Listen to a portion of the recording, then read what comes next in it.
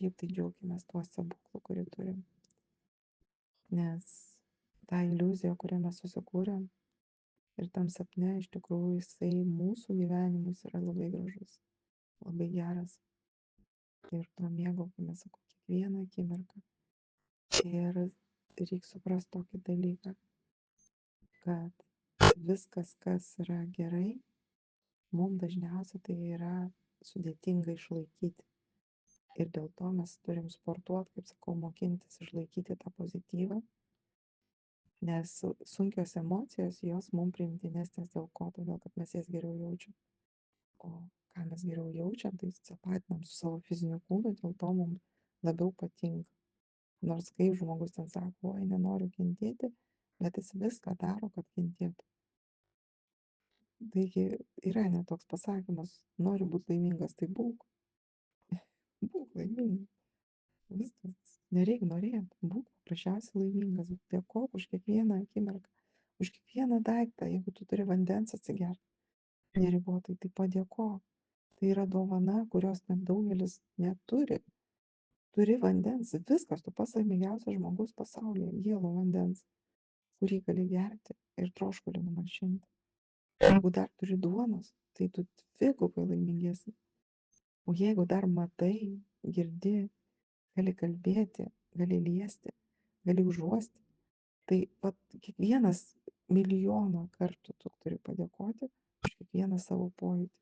Tai kaip tu atsisėsi, jeigu pradėsi dėkoti už kiekvieną, tai tau dienos neužteks, paros, o tas dėkingumas kiekvieną dieną dauginsis, kiekvieną akimirką dauginsis pratęsimas. Vat. Ir sakau, jeigu tu minutę laimingas, tai kitą dieną, žiūrėk, jau valandą laimingas būsi. Trečią dieną jau 2 valandas, o ketvirtą dieną jau žiūrėk, jau pusdienį visai tau gerai.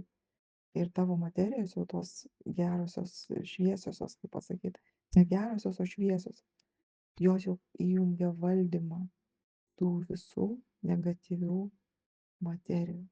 Jau tada jos ten tarpusavį, kaip sakyt, ne tave varto, kaip šašlyką ant iešmo, bet jos tarpusavį jau aiškinasi santykius. Ir žmogų tiesiog, kaip pasakyti, jeigu ir varto, tai varto šviesia pusė. Tu visur pradedi matyti, įžvelgti gėrį tada ir teigiamą pusę. Tai nuo tokios smulkmenos, kaip padėkojimo ir kad tu atsibudai ryte, kad tu pakilai, kad tu matai saulę, tai vat visą šitą sudėjus, susumavus tu turi, o dar jeigu šeimą turi, mylinčius žmonės, tu gali mylėti, tave myli.